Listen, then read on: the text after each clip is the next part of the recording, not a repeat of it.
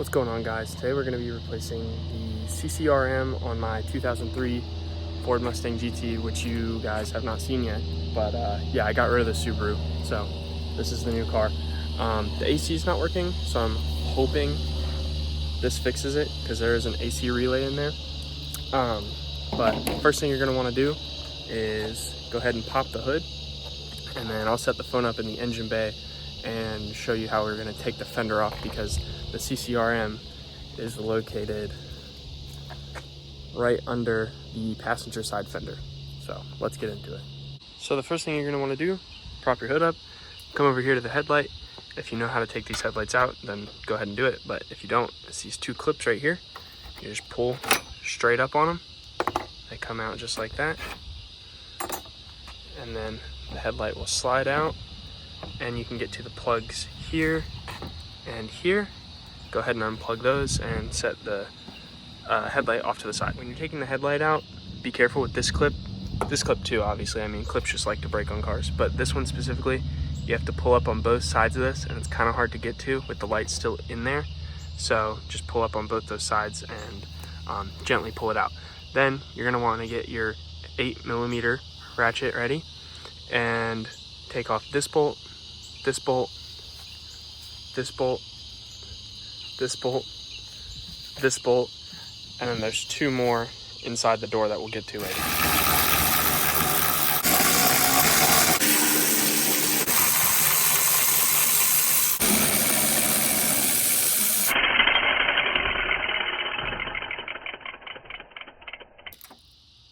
Oh, fuck.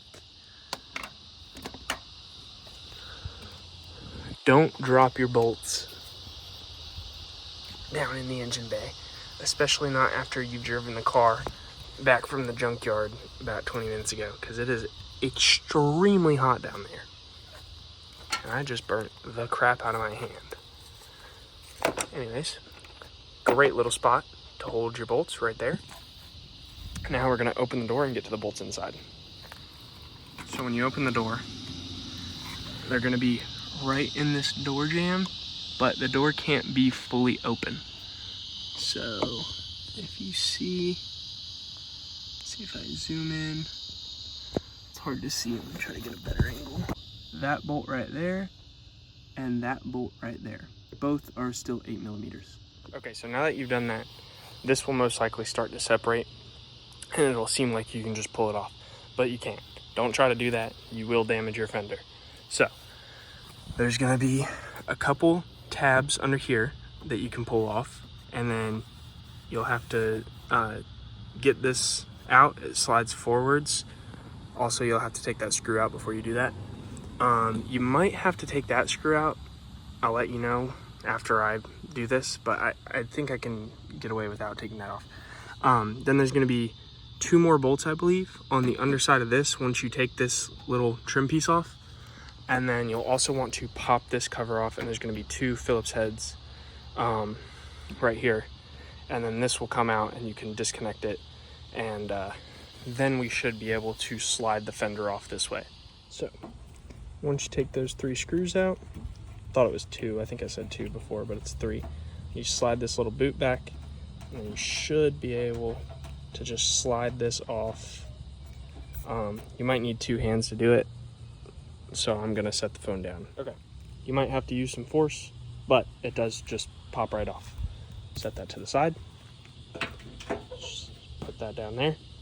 And now I'm gonna get to the screws on the bottom and taking that little trim piece off. Once you get this trim piece off, if you look under here and pull this down, there are two more bolts, and I think those are the last bolts we need to take off. Those are 8mm as well. I'm gonna take them off, and then we can slide the fender back off the car. So that won't take the fender completely off, because there's two more bolts on the inside down there, but this is the CCRM, so this should give us enough room to pull it back. Just be gentle, don't bend this corner right here. But that should give us enough room to pull it back and get the CCRM out. Now, I will say, if your car has good paint, probably don't do it this way. Just take those extra bolts off and you know, do it the right way. But my car has terrible paint, so I'm not super worried about like dinging or scratching or anything like that to the paint. So I'm gonna pull this back. This, I believe, is a 5 or maybe a 6 millimeter. But I will tell you guys in a second. So it is a 5 millimeter.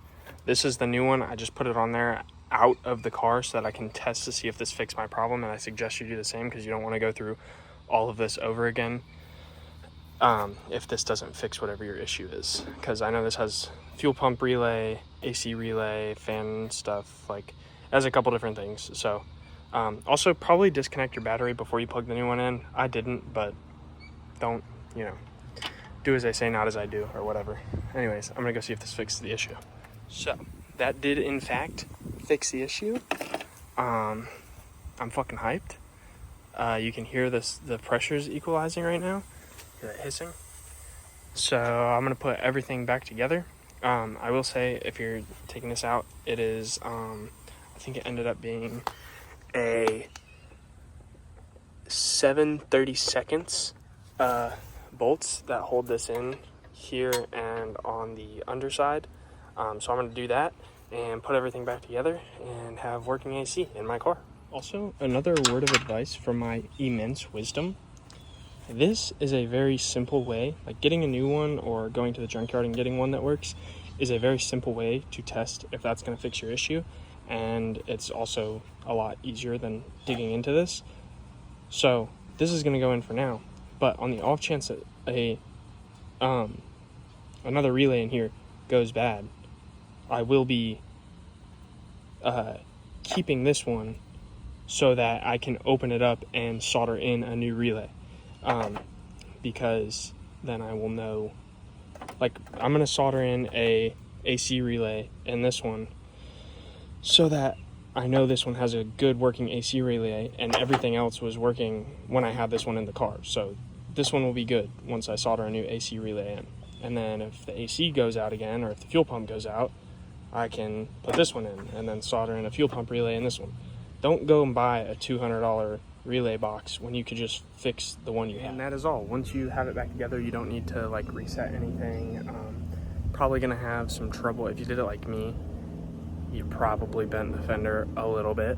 So you're gonna have some trouble getting fitment perfect, but I got it pretty much as good as it's gonna get. And like I said, my paint's terrible, so I'm not super worried about it. But it closely resembles the other side of the car.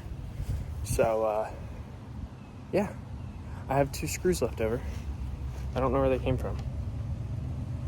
These are them. So cool old guy in a, I don't know if that was a Cadillac or something. It's like a 70s car. Anyways, so that's pretty much it. I don't know where these screws go, and I will probably never find out. So thank you for watching. Y'all have a great day.